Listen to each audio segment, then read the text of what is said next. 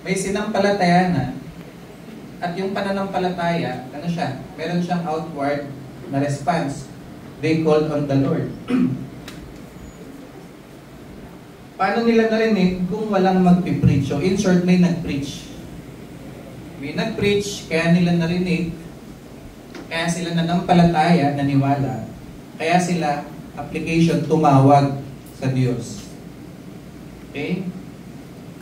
At bago ang preaching, ano muna yung pinaka-source ng lahat ng ito? Anong verb yung pinaka-may pakana ng lahat ng yan? Tingin nyo, ano yung punot dulo? Anong verb dyan yung punot dulo? Tingin nyo dyan. Sa lahat ng yan. Pinaka-ugat, yung pinaka-origin ng lahat. Nagpasimula ng lahat.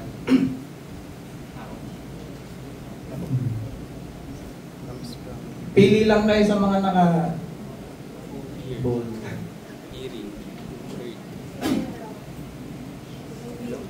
So merong call on Him, may believing, may hearing, may preaching, may sending. Ano yun yung pinaka nagpasimula ng lahat? Kumbaga sa domino, alam niyo yung domino? Tinulang ko tutumbahan lahat. Sino yung una doon sa domino?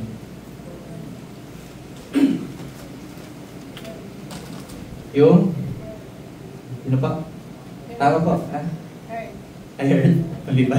Mali ba rin ko? Faith. Yung faith po ay, saan siya dyan babagsak? Yung believing. Nasa believing yung faith eh. Sa lahat ng action words na yan, call on Him, believing, hearing, preaching, sending, ano yung nagpasimula sa lahat ng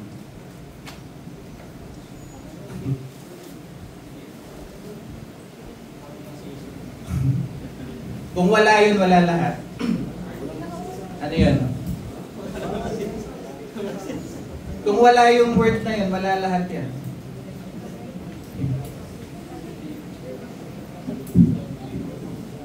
Oh, may nagpadala ng preacher, may nag-preach, may nakarinig, may nanampalataya, may tumanggap.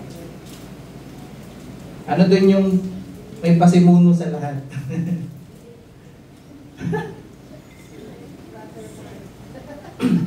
Ano po ang pagdarinig ko? Ano yung sagot? U1.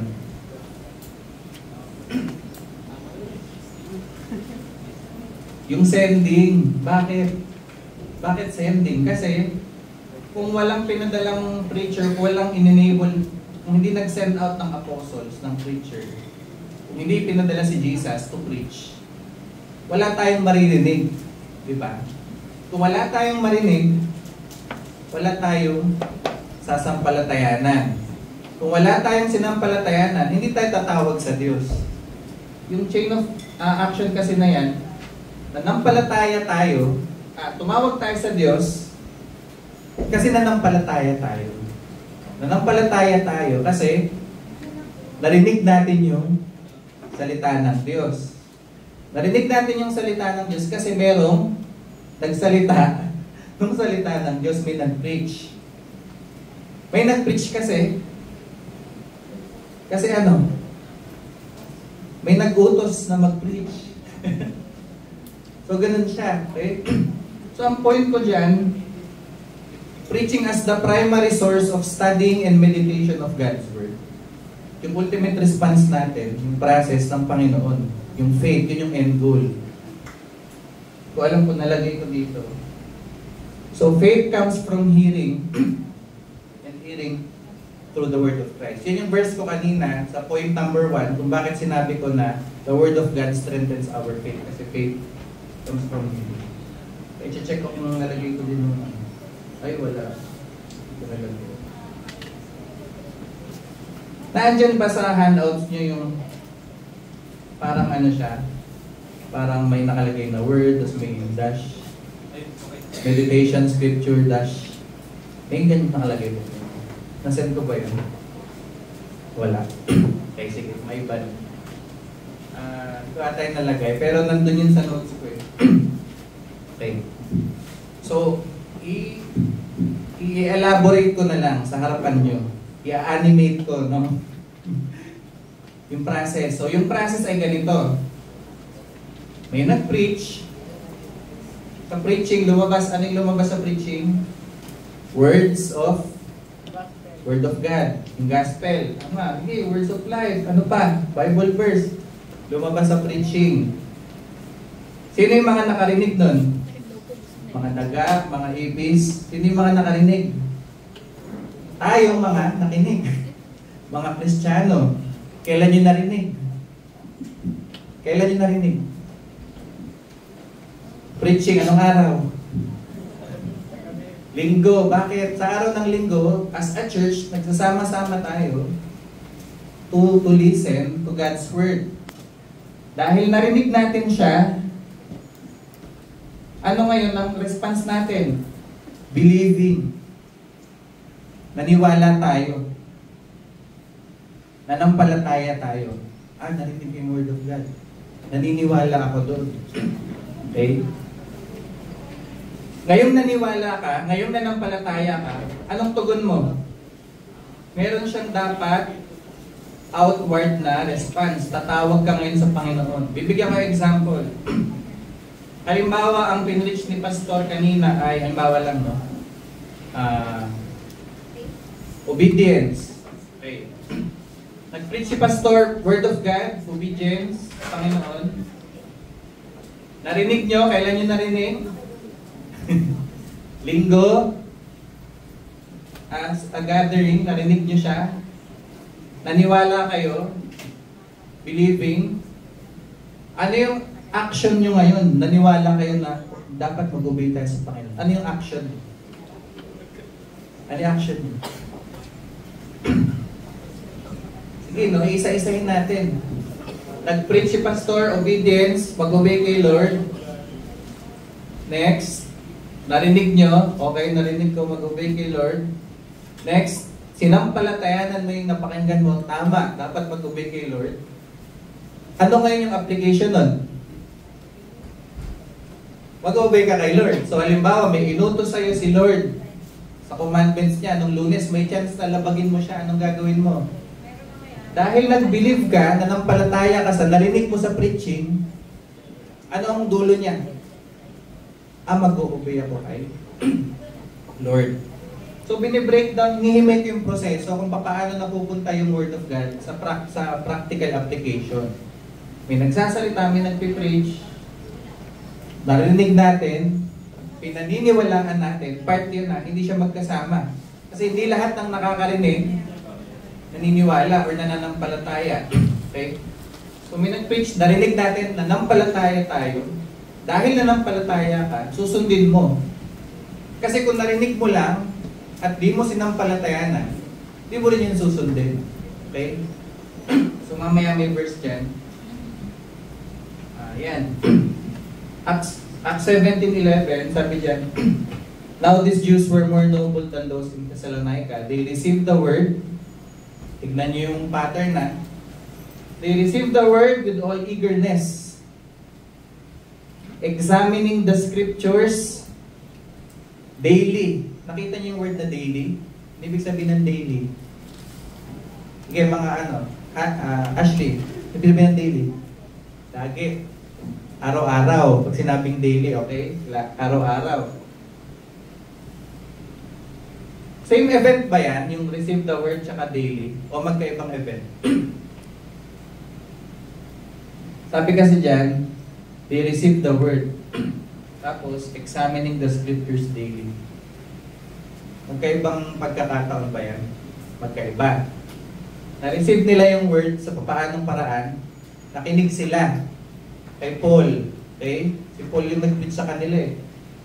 And yet, after hearing the word, meron naman silang daily study of the word. So magka-tandem yung preaching, yung personal study, magka-tandem yung public tsaka yung personal study of the word. Hindi natin siya pwedeng pagpalitin at yan. Okay. Next. Dito natin siya mas magigets no, sa practice. Okay. Dito tayo mag-spend ng time. We benefit from God's word by receiving it with faith. And by meditating on it. So, hindi porket narinig mo yung God's Word, magbe-benefit ka na kagad doon. Hindi siya, sa phrase nga ng Roman Catholic, ex opere operato, hindi siya para magic word na pag narinig mo, kahit wala kang response, gagana na siya, no? Ibig sabihin, hindi lahat, halimbawa, marinig mo yung John 3:16, for God so loved the world that He gave His only begotten Son. Hindi lahat ng nakakarinig ng verse na yun, naniniwala sa verse na yun. So, hindi lahat ng nakakarinig ng verse na yun ay nananampalataya, di ba? Kuha po niyo yung punto. So, nagbe-benefit tayo sa salita ng Diyos pag tinatanggap natin siya ng may pananampalataya. Which is meron tayo bilang Christians. Okay? We receive the Word of God with faith at nag-meditate tayo doon even more, doon tayo magbe-benefit sa Word of God. Okay. And sa Hebrews chapter 4 verse 2, ang context po niyan ay mga Israelites. At sabi diyan, good news, okay? Good news came to us just as to them. But the message they heard, ang sabi diyan, did not benefit them. Okay? Hindi daw sila nag-benefit sa gospel na narinig nila. Bakit? Bakit po? Bakit hindi sila nag-benefit nung narinig nila yung gospel? Narinig nila yung good news. Ba't hindi sila nag-benefit? Anong sagot? According dyan sa verse. Wala silang faith. Okay? Ang point lang yan, bakit yung ibang nakarinig, nag-benefit, bakit silang nakarinig din, hindi nag-benefit? Ano yung difference? Kasi yung kabilang grupo may pananampalataya, nananampalataya sila sa narinig nila. Yun yung point ko kanina, na hindi porket narinig niyo yung Word of God, ay automatic sinasanctify na kayo nun. No? Hindi siya yung parang, okay lang na mag-cellphone ako habang nagpipreach, naririnig ko naman siya, nasa-sanctify naman na. Alam niyo yun, parang kahit wala kang gawin, nililinis ka ni pastor kasi nagpipreach siya kahit matulog ka. Pagtapos ng preaching, malinis na ako, mas banal na ako kasi nalilinis ako ng Word of God as I listen to the preaching.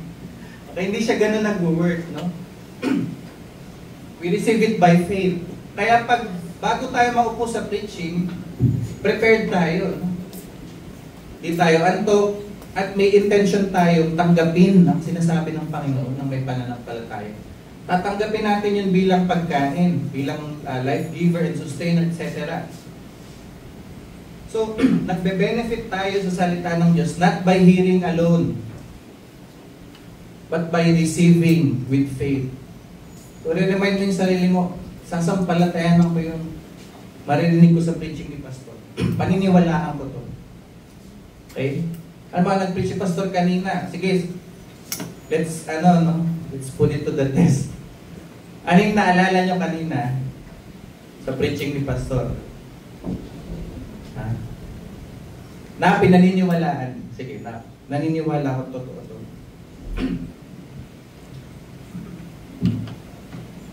Ibig sabihin, di kayo nag-benefit kanina. Yun, no? Ibig sabihin, pag di kayo nakinig, bila kayo ng tandaan, nag-benefit ba kayo?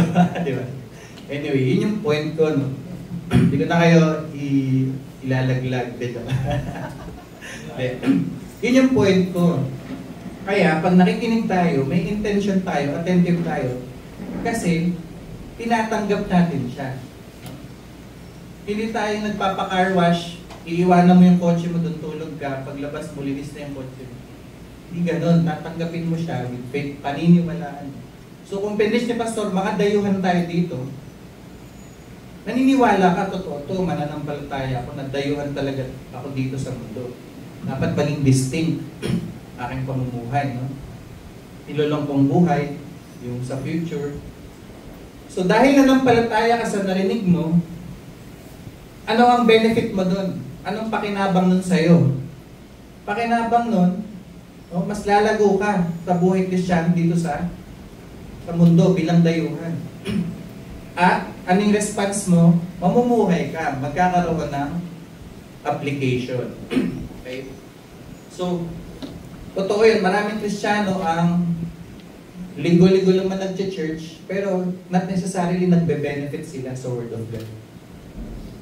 Kasi tumatalbog lang yun sa tenga nila. Or marinig man nila pagkatapos ng service, iba na yung nasa isip nila.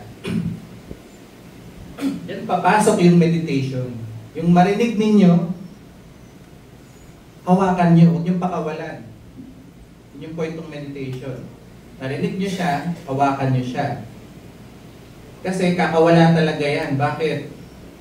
Kasi after service pa lang, marami nang makikipaglaban sa attention mo. Sa laman ng isip mo, no? Mga problema ng mundo, anxiety, decision making, kakain. Diba? Ibig sabihin, maraming kakompetensya ang Word of God sa isipan natin. Kaya to hold on to the Word of God, yun yung point ng meditation. Hawakan mo siya, iulit mo siya sa isip mo, no? Kaya tignan mo sa Acts 7:11, they received the word and they examined the scripture daily to see if these things were. So actually dyan, pina-fact check nila si Paul. Tama ba talaga yung sinasabi ni Paul? Basahin natin sa Word of God. Okay. So malino yung part na yon, na nagbe-benefit tayo when we receive it by faith, not just when we hear it. Dapat tanggapin natin siya by faith. Okay. James 1:21. Sabi diyan, ito naman yung paano natin siya tatanggapin with faith. Ito yung iba pang way, no? Therefore, get rid of all moral faith and evil that is prevalent. Humbly accept the word of God. Yan yung isa pang example na mapagpakumbaba natin tatanggapin yung word of God. Di ba minsan medyo mapagmataas pa tayo pag nakarinig ng word of God? Di, alam ko na yan. Palagi ko na narinig. Matagal na akong Christian, pang baby Christian lang yung mga yan yung sinasabi ni Pastor. Di po, humbly accept the word of God. Next. Sabi dyan sa 1 Thessalonians 2:13, you accepted it not as word of men, but as what it really is, the word of God, which is at work in you believers. So, paano natin tatanggapin yung word of God with faith? Tanggapin natin siya as word of God. Napaka-straightforward, di ba? Pero sabi ni Paul dyan, pinupuri ko kayo kasi tinatanggap niyo yung word of God hindi bilang salita ng tao, ngunit bilang salita talaga ng Diyos. Okay, tanongin ko kayo. Ano ang itsura pag sinabi ni Paul na tinatanggap niyo yung word of God bilang salita lamang ng tao? Ano yung imagine yung itsura nito? Parang you receive the word of God not as a word of God, but as a word of man lang. Ano ang itsura ng isang taong tinuturing niya yung salita ng Diyos, salita lamang ng tao? Pag walang bilang sa kanya, pag hindi valuable sa kanya. Diba? May sinasabi si explanation yung pastor, no? Yan. Ay hindi. Kay pastor lang yan. Diba? So, itinuturing mo lang siya na opinion lang. So, hindi ko kailangan sundin yan. No? Pero sabi rito, ituring natin ang salita ng Diyos bilang salita ng Diyos. So, mag-disagree man tayo sa Diyos, hindi yan opinion lang ng Diyos. Totoo yan. No? Kahit lahat tayo mag-disagree sa Diyos, Diyos pa rin ang tama. Okay? Next. Ayan. Dito na tayo sa meditation na part. How to effectively do it. Okay?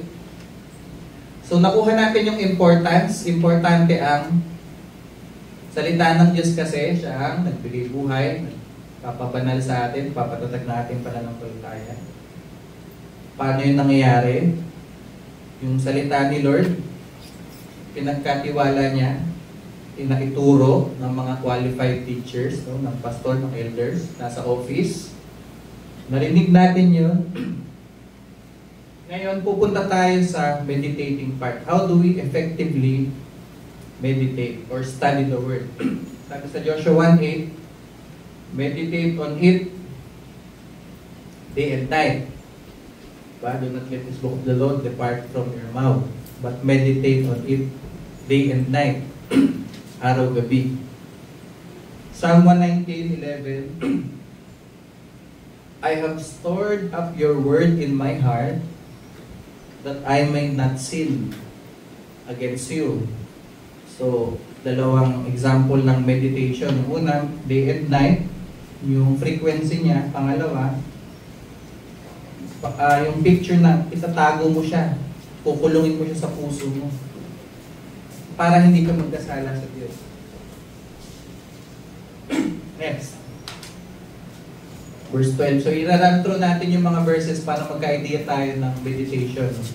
12 and 2.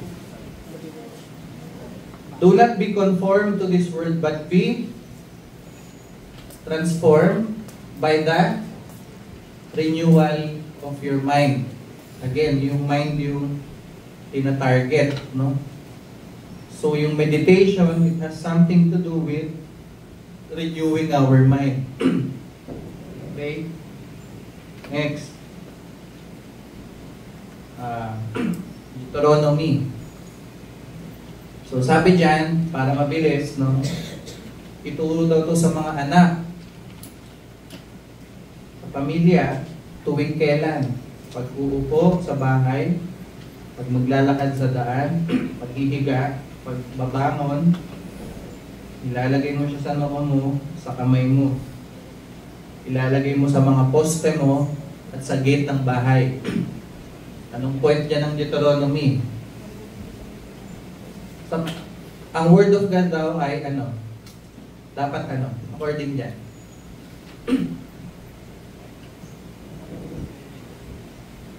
Dapat daw ay constantly exposed tayo. Constantly reminded ng word of God. Kaya, pag-usapan nyo, pag nakaupo, pag-usapan nyo pag nakatayo, pag naglalakad, turo mo sa anak, lagay mo sa dingding, lagay mo sa noo. Kasi dapat palagi tayong ma-remind ng word of God. Kung ang goal sa Romans 12, be transformed by renewing your mind. Paano mo marirenew yung mind mo kung palagi kang na-expose hindi sa word of God kundi sa mga makamundong bagay. Baguhin natin yan, no? Okay. Kung mabalik rin natin siya, kung ang Diablo magkakaroon ng Bible at may version siya niyan,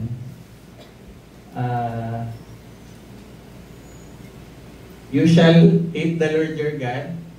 Try natin. With all your... Diba? Tama naman. Diba? Gano'n lang ito yung utos ni Diablo.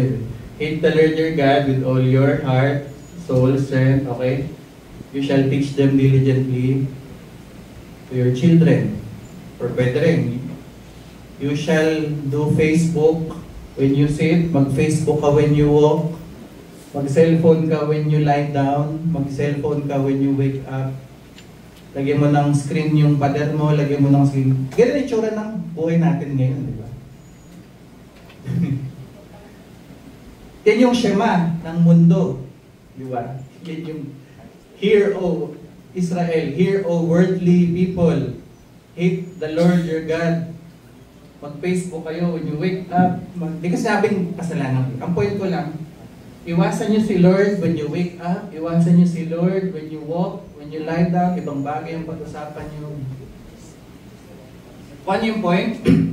So kung ang goal sa Romans, be transformed, okay, balik natin sa Romans 12. Sabi dyan, do not be conformed. May commandment muna eh. Huwag niyong papamarisan, huwag niyong gagayahin yung takbo ng mundo. Ngayon, paano niyo may iwasan? Nasa mundo kayo. I-transform yung isipan niyo. Protektahan niyo yung sarili niyo. Pag-usapan niyo yung Word of God, pag naglalakad, pag tumatayo, pag lagay niyo sa dingding niyo. In short, Maglagay kayo ng protection. I-expose nyo yung sarili nyo sa Word of God dahil ang mundo, hindi kayo i-expose niyan sa Word of God. Kaya, si Satanas, ang kabaliktaran niyan, i-expose niya talaga kayo sa screen time. No? O mag-cellphone ka, bumangon yan, ituro mo sa anak mo, mag-cellphone din siya bumangon para hindi umiyak. Diba? So, ang meditation, it has something to do with renewing our mind. Paano marirenew, paano mababago ang takbo ng isipan natin kung hindi tayo exposed sa Word of God? Okay, next, sa Colossians 3:16. Yan, let the word of Christ dwell in you richly. Commandment yan. No? Hindi siya automatic na nangyayari. Inuutos siya, pag-effortan natin na mag-dwell sa atin yung salita ni Christ. Paano? Teaching and admonishing. Tignan nyo, singing, psalms and hymns. Spiritual song. Kahit yung kanta, ano ang objective ng kanta? Meditation. Diba? Ngayon yung objective niyan, mag-dwell ang salita ni Jesus. Kaya, magturuan kayo, magkantahan kayo ng mga spiritual songs, hymns. So, side comment, kung ang kanta ay mali, di mali din yung minimeditate nyo. Diba? Or, kung ang kanta nyo mismo, hindi lang mali, ibang kanta talaga, diba? So kahit sa church, kahit ang kanta, ginagamit niya ni Lord para manatili ang salita niya sa atin. Kaya may mga psalms. Diba? Sino dito nabasa na lahat ng psalm? 1 to 150. So, ibig sabihin, ano ibig sabihin nun? Na-memorize na natin yung kanta ng mga bini, pero hindi nyo pa nabasa yung kinumpos ni Lord na mga kanta sa Psalm, di ba? Pero yung mga kanta na yun ay meant to be meditated upon para ma-renew yung mind natin. So we have to remember, yung Israelites, yung time nila dati, wala silang cellphone, wala silang papel. So they sing, they teach, nagme-memorize sila kasi wala silang Bible katulad natin na bubuksan mo lang, magbabasa mo lang. So, doon sila nagme-meditate. Doon sila nag-renew ng mind nila. So, yung purpose ng mga songs, purpose ng ating practice ng ganito, lahat ng yan is for the Word of God to dwell in us. For us to benefit the Word of God. No? Sa modern times, magbe-benefit, may mga useful tools kung saan mas madali tayong makaka-meditate. Yan ay sa forms ng next slide, catechism. Ibig sabihin, in the form of question and answer, nag-compose sila ng catechism, meaning question and answer form ng statement of faith. So kung maaalala niyo yung statement of faith na inaral niyo ng membership, tin-transform yun into question and answer.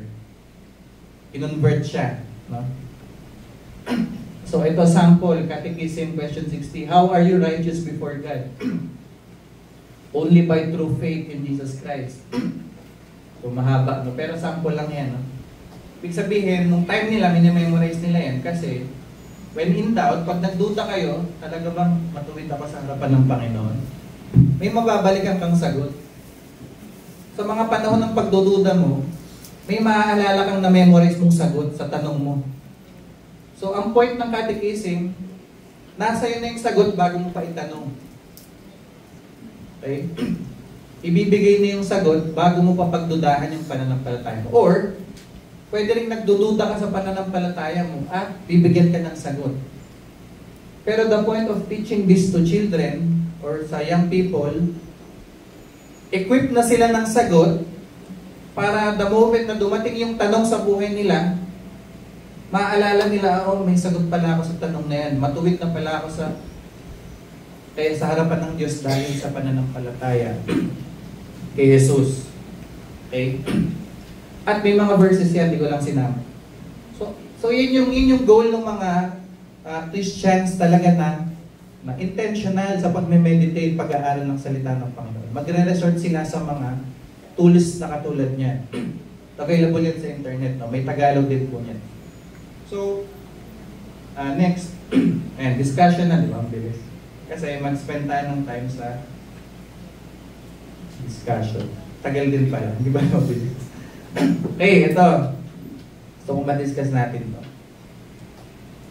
Ano yung difference ng meditation sa Bible at meditation ng yoga or yung mysticism worldly meditation? Di ba nagtuturo rin naman sila ng empty your mind, meditate.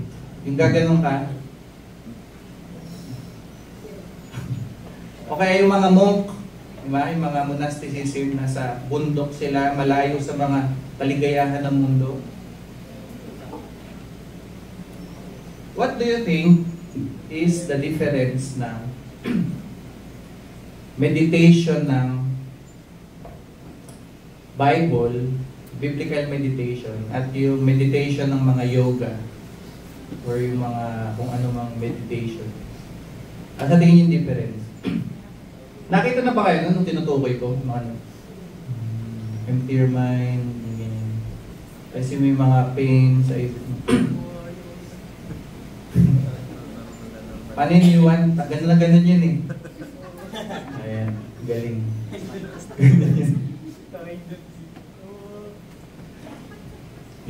Yung meditation, walang sound yun. Iba yung tinutukoy mo. Oh, anong difference? Ano sa tingin niyo kaibahan? Sa Bible, walang action. Ha? Walang action sa Bible. Bukod doon. Bukod sa walang ganun. Ano yung meditation ng tinuturo ng Bible at kasi pag binanggit yung meditation, magkakaiba yung ibig sabihin ng tao yan.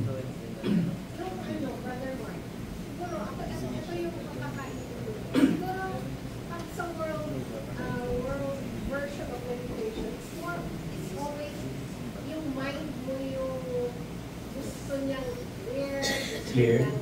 I-focus, gusto i-meet nung nag-meditate, no? Yung dapat na believe. Pero pagdating sa Bible, hindi lang yung mind, kundi yung heart, and yung heart, yung transformed life. So holistic.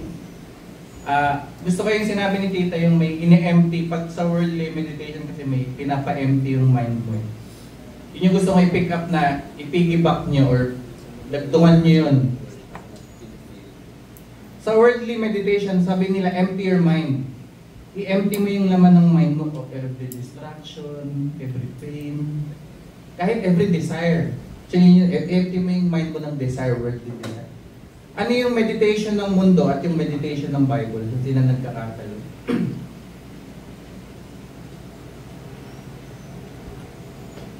Mag-isip kayo, tingin sa akin.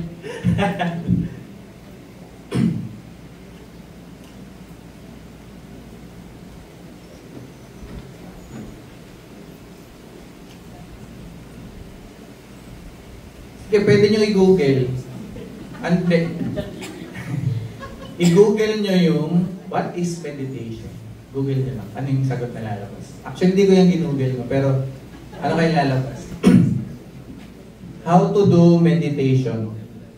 Okay, chat GPT nyo. O kaya, may AI naman yung Google, sasagot naman yun na AI. How to do meditation. Ano yung sagot? Sige. Walang mag-search. Sabi niya, yung mic natin ano? Gabs.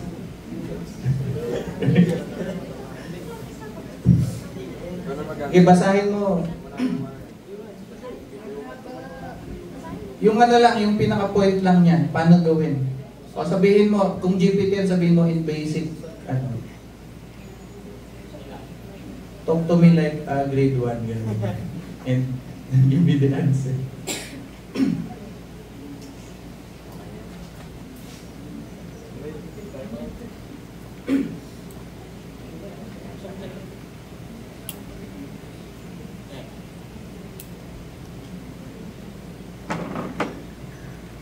Meditation is a way to help your body and mind feel calm and happy.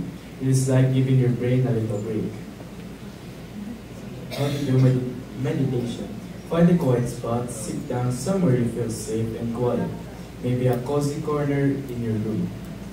Number 2, sit comfortably. Sit with your back straight or sit on the floor or on a soft mat. You can sit with your leg crossed if that feels comfortable. Walang ganun.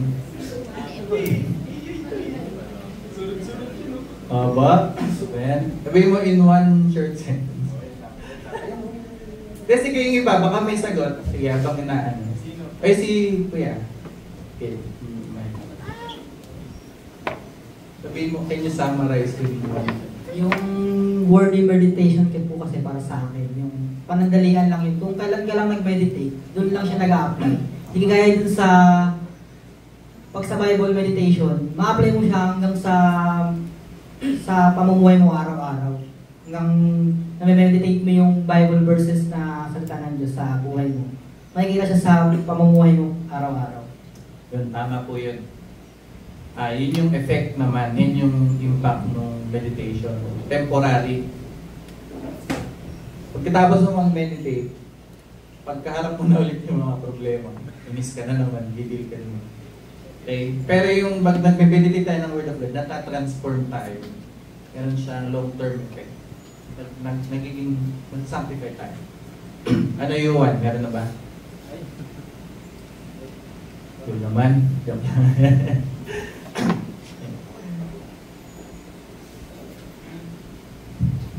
ang pagmumuni-muni ay isang tahimik na sandali kung saan umuupo ka ng komportable. Humihinga ng malalim at nag-isip ng masasayang bagay para maging kalma. Yun. Okay, yun yung gusto kong makuha.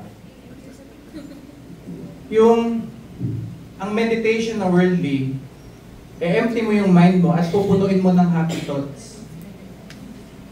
Sabi niya, di ba? Pupunuin mo ng masasayang bagay. So halimbawa, non-Christian ka, kung ano ang problema, paano ka mag-meditate? Ano nagpapasaya sa'yo? Isipin mo yun. Dagat. Oh, kasi magpe-play ako ng music, isipin mo, nasa dagat ka, nainom ka ng iihaw ka. No? Yun. Feel happy ka for one moment, pero after nung session mo ng meditation, babalik siya agad. Okay? Anong point nun? Hindi lahat ng nagpapasaya sa'yo, hindi masama. Okay? May mga nagpapasaya sa'yo na kasalanan. So pwede pag nag-meditate ka, isipin mo yung happy thoughts, pwede mga kasalanan yung mga yung nagpapasaya sa akin yung naglalasing, naglalamog, gano'n. At ang worldly meditation, man-centered. Nakasentro siya sa tao, anong kaya mong gawin, anong kaya mong i-achieve. Ano ang magpapasaya sa'yo, ano yung gusto mo. So, ang worldly meditation, ng point ko ngayon, is centered sa selfishness mo. Pakainin mo yung selfishness mo, feed mo yung gusto mo. Gusto ko ng mga sapatos, sige, masayahin mo yung sarili mo. Diba? Yun eh. Bali, ang meditation ng mundo, itigil mo lahat ng ginagawa mo at imaginein mong ikaw yung selfish self mo na na-achieve mo lahat ng gusto mo. Yun naman yun eh. Mahirap ka ngayon, itigil mo yan. Huwag mo isipin mahirap ka. Isipin mo, nasa lahat, lahat ng gusto mo. So, yung meditation na ito, hindi siya realistic, una. Hindi siya grounded sa reality. Pangalawa, self-centered siya. Iisipin mo yung sarili mo. Halimbawa, punong-puno ka na sa pamilya mo, no? Mga anak mo, naingayak ka na, mga ano mo. Iisipin ko, wala akong pamilya. Diba? Saan ka makita nun? Diba? Kaya, punong-puno ka na sa boss mo. Isipin ko, wala akong trabaho. Ibig sabihin, self-centered siya, yung worldly meditation. Ine-empty mo yung sarili mo. Sa biblical meditation, ano? God-centered siya. Hindi mo ine-empty bagkus pinupuno mo ng laman yung isip mo. Sabi diyan, let the word of Christ dwell in you richly. So instead of emptying, pinupuno mo ng pinupuno yung sarili mo ng salitang katotohanan ng Diyos. At hindi mo iniisip yung gusto mo, iniisip mo yung ginawa ng Diyos para sa'yo. So hindi siya self-centered. Siya ay Christ-centered. Okay, so any question doon sa number 1? So hindi siya katumbas ng pag-yoga na tahimik, quiet room. Hindi sinasabing masama ang maghangat ng matahimik na lugar. Hindi yun ang point. Number 2, to. Is there a difference between meditation, devotion, or quiet time?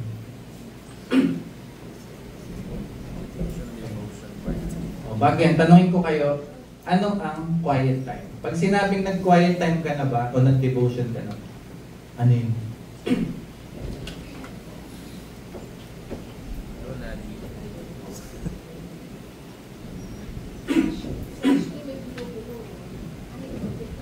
Kayo ano? Kayo please. Nasabihin na ba kayo ng matandaan? Nag-devotion ka na ba? Nag-quiet time ka na ba?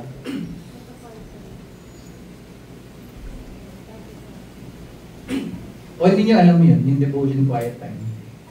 Yung mga matatanda lang alam. Kasi yung mga termino dati, di ba? O sis, sumagot yung nakakaalam. Anong difference ng meditation, devotion, quiet time? Or meron ba silang difference?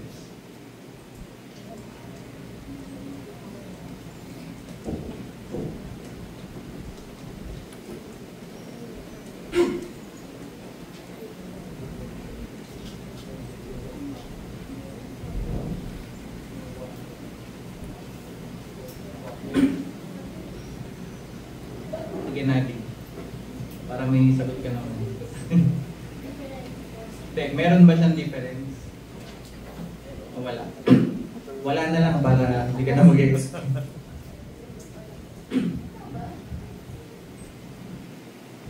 Siguro po, hindi po siya sa difference or same. Sa, para sa akin po, it's an order. Parang may pagkakasunod po or effect, cause effect. Na pag ginawa mo to, it will lead to ganito. Okay. Kasi, So ano yung, ano sila? Each? Ano difference? ano po, ang meditation po kasi mag-manifest siya into kung paano mo siya may pamamita or ma-i-apply. Application. Apo. Tapos, ang devotion naman po is from the word devote. Ano po, kasi ang definition ng devote is parang, bawa sa Kuya Lance, Greek devotion to Wow. keyboard na. Kala ko. Piano. Binago bigla. So, pag tayo na... Parang commitment. Apo. Tapos, parang routine po. Pag sinabi ko sa nag-devotion ka na ba, pwedeng, siya, so, scripture, observation, application, prayer. Ayun yung, pag sinabi na nag-devotion ka. So, parang para sa kanya yung action na parang dinededicate mo to contribute to your faith. Ganun. Tapos kapag quiet time, it's you and God. So, pwede siyang, sa quiet time mo pwede kang mag-meditate, pray, No. ayun.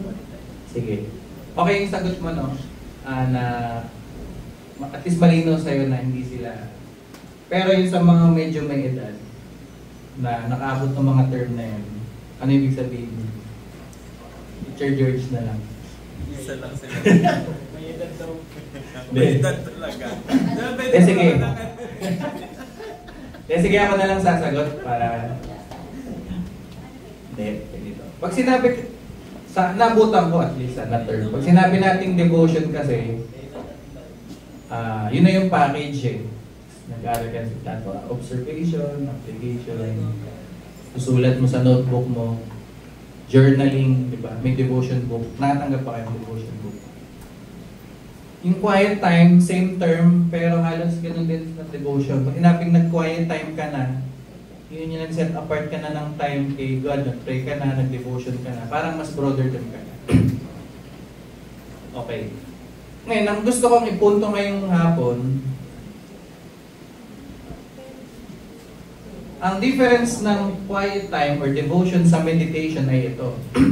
Sa quiet time kasi, at least as far as my knowledge, experience is concerned, yung quiet time, may verse ka na nasa isip, pag upo mo, aaralin mo yung verse na yun. At in that short moment, 1 hour max, diba? Susulat mo lahat ng natutunan mo. Okay? Anong observation mo, anong learnings mo, anong prayer mo, dun sa devotion or quiet time portion na yun. After mo nun after ng devotion mo, next morning or next day, iba na ulit yung iba na ulit yung topic mo. Iba na ulit yung Bible verse mo. Okay? Nabutan niyo ba yun? Feeling ko hindi niyo nabutan. Kasi nga yung kaka-member niyo ba? Sige. Explain ko na lang yung gano'n. Hindi siya gano'n. Ang meditation ay hindi gano'n. Pwede kayong mag-meditate ng isang verse sa isang buwan. Okay, yun ang point ko. Pwede nyo maging meditation ang isang chapter sa isang buwan.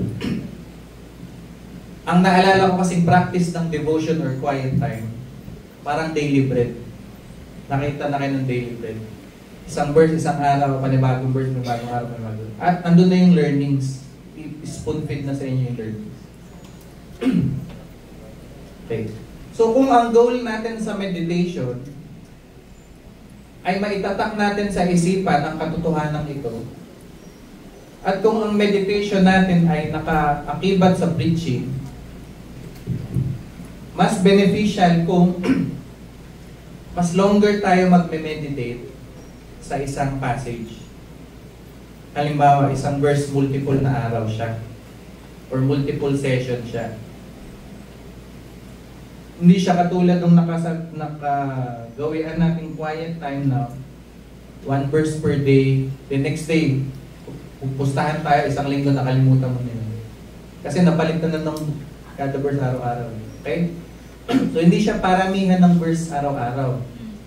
Palaliman ng verse ang natin. Okay?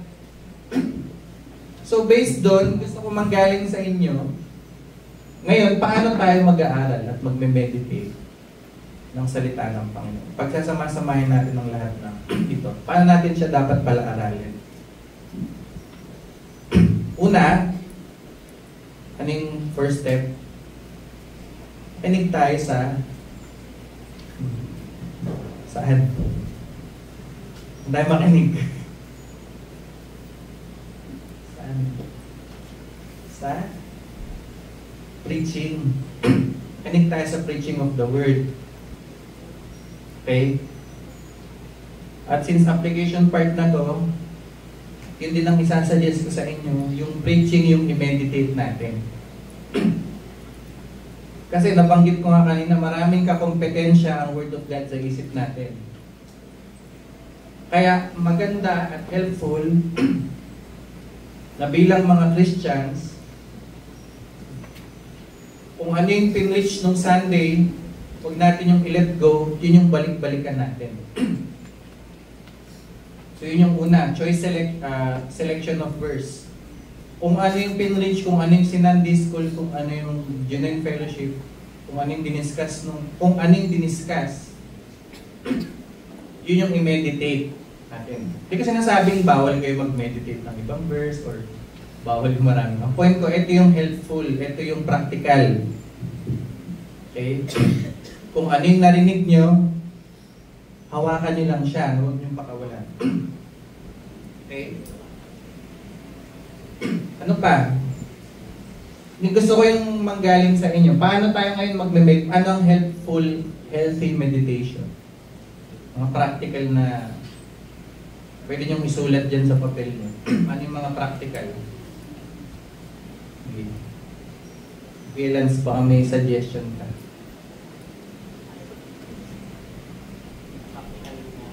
How should we study and meditate on God's Word?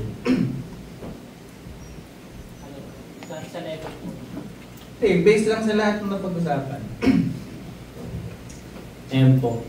Sa akin po, ang technique ko, no? Punta kang quiet place. Quiet time. Upo ka ng straight. Di po, maganda po yung ako po kasi hindi na po ako sarado sa paggamit ng other resources sa pagde-devotion ko. For example po, pag nagde-devotion po ako ng halimbawa, Genesis. Hindi ko po siya agad ini-interpret kung paano ko siya naiintindihan. Minsan nagbabasa muna ako dito, ganyan. Pero hindi ako dun mag-dwell. Tapos after nun, babalikan ko yung scripture, tsaka ko siya i-journal. Tapos ang sinasagot kong question ay sino yung original audience, tapos ano ba yung context, yun. Ganun yung mga sinasagutan ko. Tapos, tatanungin. Joke lang. Interpretation. Tapos application. Siya kasi, nag-Bible school po siya. So, ibang level yung ano. Sa Kaya, hindi explain ko lang. Graduate kasi siya ng Bible school. Kaya, yun. Pero tama yun. Nagre-research. Yun yung keyword doon. Nagre-research. Kasi hindi lahat tayo pastor. Di ba? Kayo, hindi ko kayo ina-expect na. Kasi bilis ni Pastor Elias ano ibig sabihin yan? So, since hindi tayo lahat pastor at hindi tayo lahat nakapag-Bible school, saan tayo aasa? Sa ating mga leaders. Diba? Aasa tayo sa turo sa Sunday school, aasa tayo sa turo sa preaching, aasa tayo sa mga tanong natin sa kanila. So kung ano yung narinig natin, yun yung babalikan natin. At kung gano'n na kayo kalalim, gano'n kasi mag-research talaga kayo. No? Kung kaya nyo na mag-research, no? Mag-research kayo. Pwede yung mag-research. So yun yung mga pwede natin gawin dyan. How should we study and meditate on God? Number 1 talaga yun. Pakinggan nyo, tandaan nyo yung mga, at umaasa tayo sa ipinalaga ng Diyos na tagapagturo. Sila yung tinawag magturo eh. Kayo tinawag kayo sa ganitong trabaho, tinawag kayo maging estudyante, tinawag kayo maging nanay, hindi tayo tinawag lahat maging pastor. So kung sino yung tinawag maging pastor, siya yung magpapagod, mag-explain sa atin yan. No? So magtanong talaga kayo. Kayo mahiya. Makinig kayo pag nag-i-explain. Ano yung parang nagkakwentuhan lang tayo, no? Pag nagtuturo sa Sunday school or pag nag-join fellowship, makinig talaga tayo. Kasi yun yung time na makakaasa tayo sa pastor. Kasi sa araw-araw nating buhay, hindi tayo pastor. Diba? After, hindi tayo nag-Bible school. So, may mga tanong tayo na hindi natin kayang sagutin. Okay? So, ano pa? Yun, mga practical yun na, syempre, pag mag-meditate ka, hindi ka nag-cellphone. Common sense, no? Hindi yung may meditate muna ako. Sige, play ko muna yung background noise in Netflix. Hindi yung meditation. Again, diba, binanggit natin kanina, hindi sa hearing nagbe-benefit. Hindi tayo sa hearing the Word of God nagbe-benefit. Saan? Doon sa receiving it by faith, doon sa pananampalataya natin. So kung magme-meditate ka, nag-play ka lang ng Netflix, naririnig mo lang, hindi ka naman nag-meditate, hindi ka magbe-benefit doon. Sasayang ka lang ng oras. Okay? So yun yung mga practical na siyempre hindi ka sa maingay, hindi ka sa busy ka, hindi ka sa pagod ka, hindi ka during may ginagawa ka, kaya lang ka talaga ng oras. So siyempre tatanong natin, paano yan? Busy ako maghapon. Anong sagot doon? Sige, anong sagot doon, Kuya Lance? Pag may nagsabi, busy ako maghapon, puno ako ng gawain ba? Or puno ako ng studies or ano? Kay Lord po galing yung time na. What?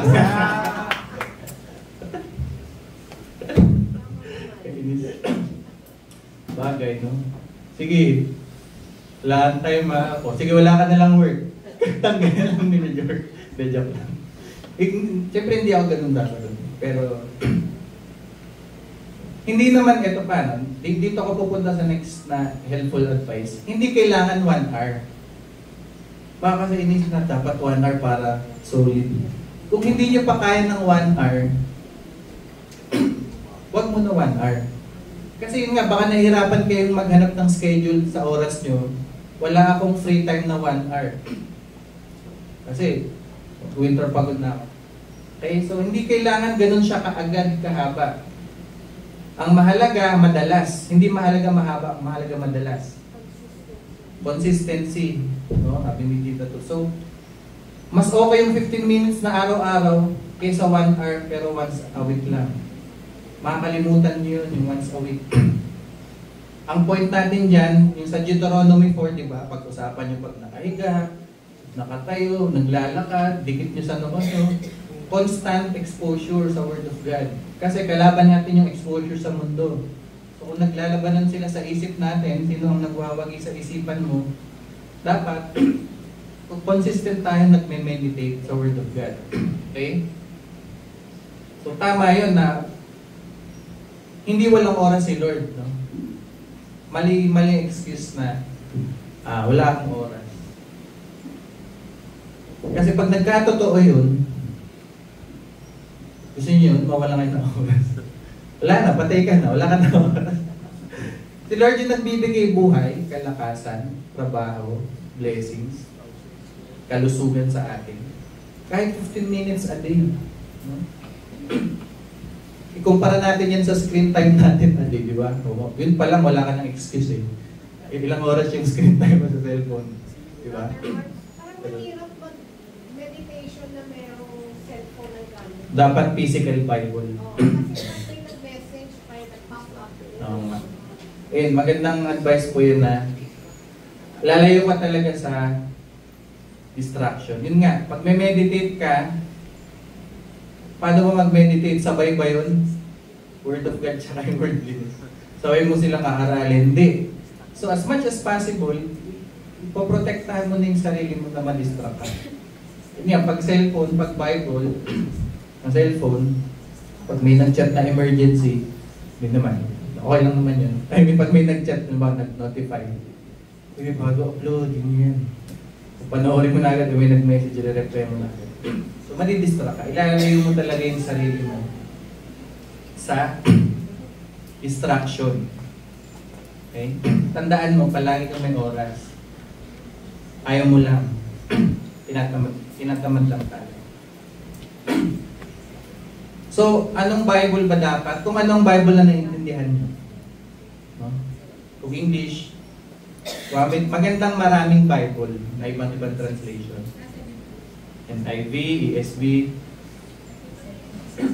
King James, MBB tag, gandang. Yung Tagalog.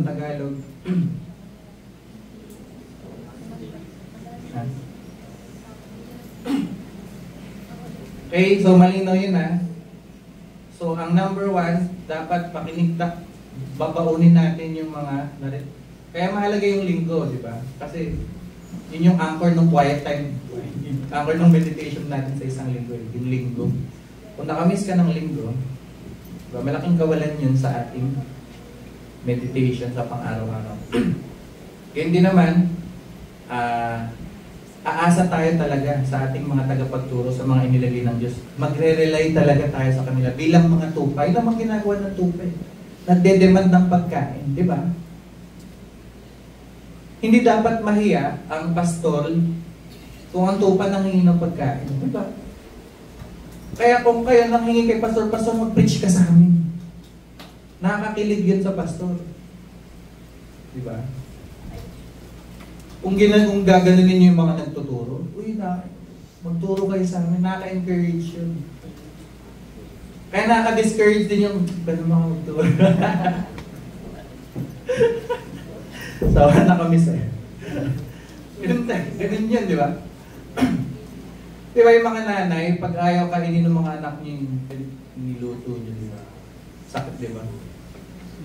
Sakit ba dito? Pag gusto nila kainin yung pagkain ng ibang nanay, di ba? Bakit di ba masarap luto ko? Kung yung mga tupa, nagde-demand sa pastor nila ng pakainin mo kami pa, turo ka pa, may mga tanong kami pa. Ano yun? Encouraging yun sa pastor. So kayo bilang tupa, ganun ang itsura nyo, umasa talaga kayo, mag-rely kayo, maging dependent kayo sa pagpapakain ng mga inilagay ng Diyos sa atin. Kaya ang taong hindi nag-church, na member ng church, no, hindi siya healthy rin sa kanyang buhay. Wala siyang inaasahang magpapakain. Kaasa siya sa sarili niya, maghanap ng sarili niya. Lakas, no? So yung number one, preaching, mag-rely tayo sa kanila, mga practical advice. May time tayo palagi. Hindi kailangan madaling araw, no? Yun din yung isang myth ng devotion, saka dapat madaling araw. Mga nanay lang yun. Yung mga kayang mga morning person lang. Kung kaya nyo, go. Kung kaya nyo naman, gabi, go. Kailangan ba naka-notebook? Walang rules dyan. Kung mas kaya nyo may memorize dyan, go. Pero kasi may mga taong mas memorize kasi nila pag sinusulat. So kung mas nakakatulong yun, go. In short, kung anong format, kung anong pattern ang nakakatulong, ganun ang gawin nyo. No? So, ilayo natin ang sarili natin sa mga isa. Okay. Practical question. Now, ito na tayo mag-tatapos. Next slide. Yan. Sa tingin nyo, ano yung mga bagay na umahat lang sa mga Kristiyano or mga challenges natin sa pagme-meditate or makapag-meditate ng effectively?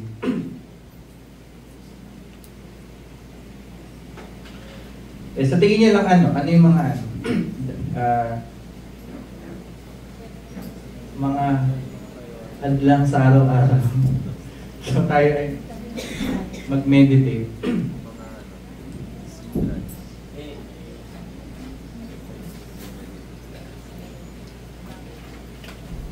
Ano yung number one?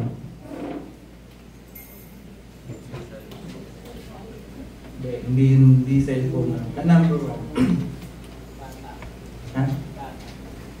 Ano yung kata? Katamaran. Ibig sabihin, yung heart mo yung number one. Ayaw mo. Kasi sinner pa tayo eh. Sinful tayo eh, di ba? So, dahil nagpe-persist yung sinful nature natin, may times, all the time, tinatamad talaga tayo. Ayaw natin. Nakakatamad. May mas masayang gawin. Yung number one, no? Dahil ayaw natin, doon na nag-resulta yung mga cellphone, trabaho, mga alalahanin, mga gawaing bahay, di ba? Kasi hindi natin siya pinaprioritize. Kaya dapat alam natin na priority siya, yung unang P, priority siya. Tamarin ka man, alalahanin mo, priority mo siya. Tamarin ka kumain ka. Diba gano'n naman yung mga nanay kahit wala kang gana. Kumain ka pa rin kasi kalakasan mo yan eh. Kahit ayaw mo ng ulam, kainin mo, kahit wala kang gana, may sakit ka, kumain ka. Ganun din sa Kristiyano, kahit tinatamad ka, kumain ka. Magbasa ka, mag-meditate ka. Kasi kalakasan mo yan. Okay. Bidyan, ano daw yung mga dapat nyong gawin bilang estudyante, bilang employee, bilang magulang, bilang kabataan, para ma-maintain mo daw yung habit ng pagme-meditate? Ano yung mga kailangan yung gawin? Ano yung mga mahalagang bagay na kailangan mong gawin para magkaroon ka ng habit ng pagme-meditate?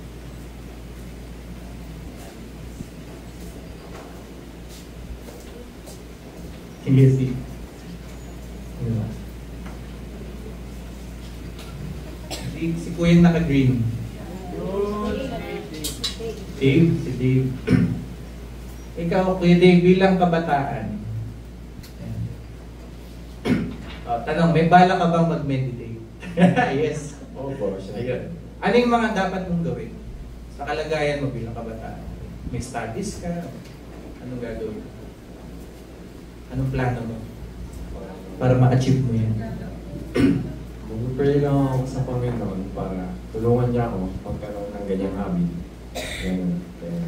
Kasi before ako, Hindi talaga ako nagbabasa ng Biblia. Wala akong pera sa ganyan. Palamura ako.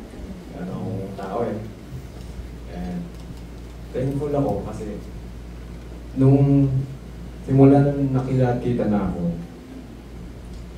doon mo na-realize na kailangan ko pala talaga itong gawin. And yun, simula nung nag-church na ako dito ulit, nagdasal-dasal na ako tuwing gabi. And ayun, nakakapagbasa-basa na rin ako ng Biblia. Actually, nakalimutan ko yun. Tama yun na. Panalangin. Topic in mamaya dito. So, kalakip ng meditation kasi yung prayer. Pinagpe-pray mo yung minimeditate mo. Halimbawa, yung preaching kayo ni Pastor, dayuhan. Mga dayuhan tayo, excite tayo. Naniwala ka doon, oo nga Lord, dayuhan ako, dapat ganito yung pamumuhay ko. Hihingi ka ngayon ng tulong kay Lord. Lord, tulungan mo ako maging ganito. Tulungan mong magawa ko to. Tulungan mong wag ko tumakay. So doon papasok yung prayer. Doon siya magiging kalakip ng meditation, prayer, yung Word of God. Na gagawin natin araw-araw. Kasi nga, sa meditation natin, nananampalataya tayo sa Diyos. Doon tayo tatawag ngayon sa Diyos. Lord, totoo to. I believe. Lord, tulungan mo ako maging ganito. Lord, mahirap maging ganito. Kaya yun tama yun. Nangingi tayo sa Panginoon ng kalakasan. Nangingi tayo ng opportunity kay Lord na talagang makapag-devote ng time. Magbasa at magbulay-bulay, magmuni-muni. Okay? Sige, sino pa? Si Nadi. Julia. Si Julia. Ano yung mga kailangan mong gawin? So, tapos na yung prayer. Bilang student, yung habit mo ang magbulay-bulay.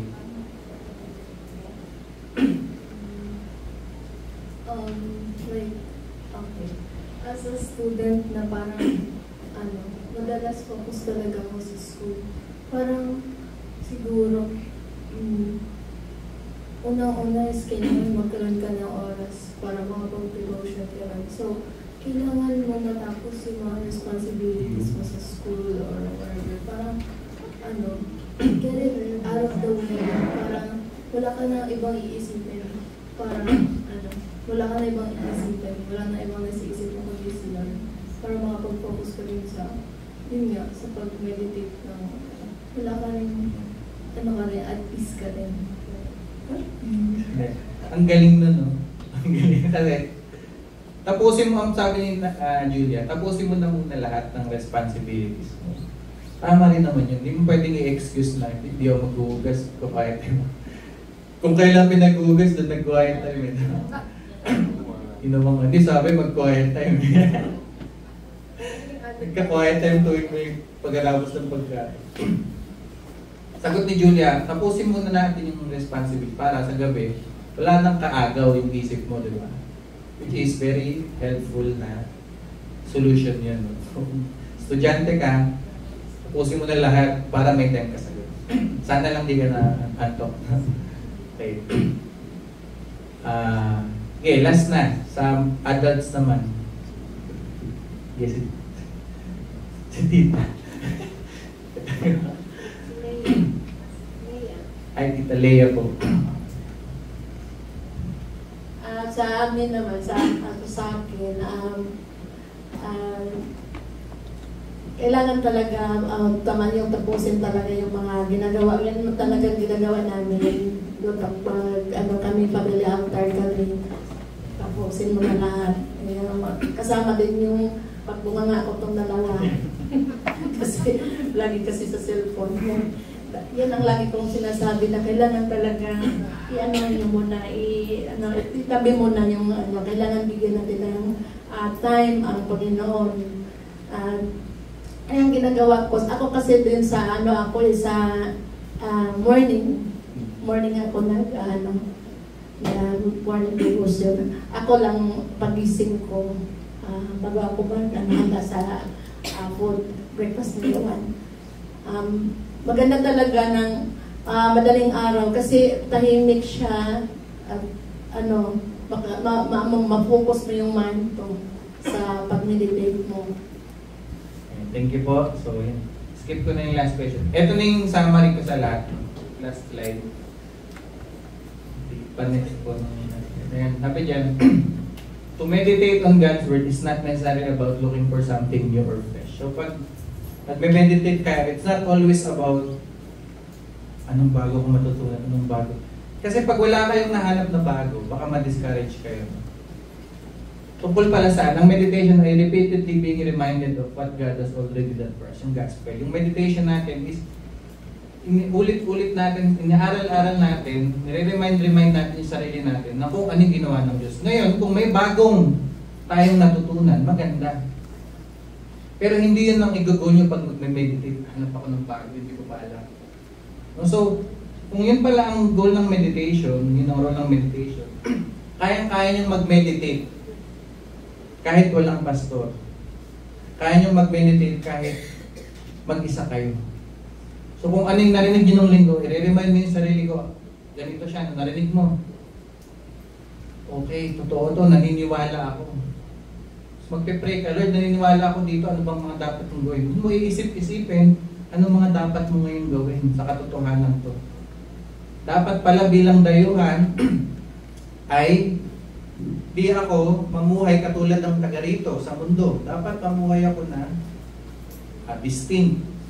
Di ako maging katulad ng mundo. So, Lord, tulungan mo po ako na mamuhay bilang Kristiyano, hindi ako maging mawalan ako ng difference sa mga unbelievers, maging magliwanag ako. So, doon ka makakaisip ng mga bagong mga pagpe-pray, mga bagong natutunan sa pag-meditate mo. O Lord, bilang mga dayuhan, dapat pala paghandaan ko ang langit. No? So, yun yung mga may isip mo na maiisip mo lang pag nag-meditate ka. Okay? So, ang suggestion ko yun sa'yo, kung ganyan pala yan, unahin nyo muna yung mga notes nyo nung preaching, notes nyo nung Sunday school nyo. Huwag muna kayo sa mga devotional materials. Okay? Kung ako magsasuggest, yun muna.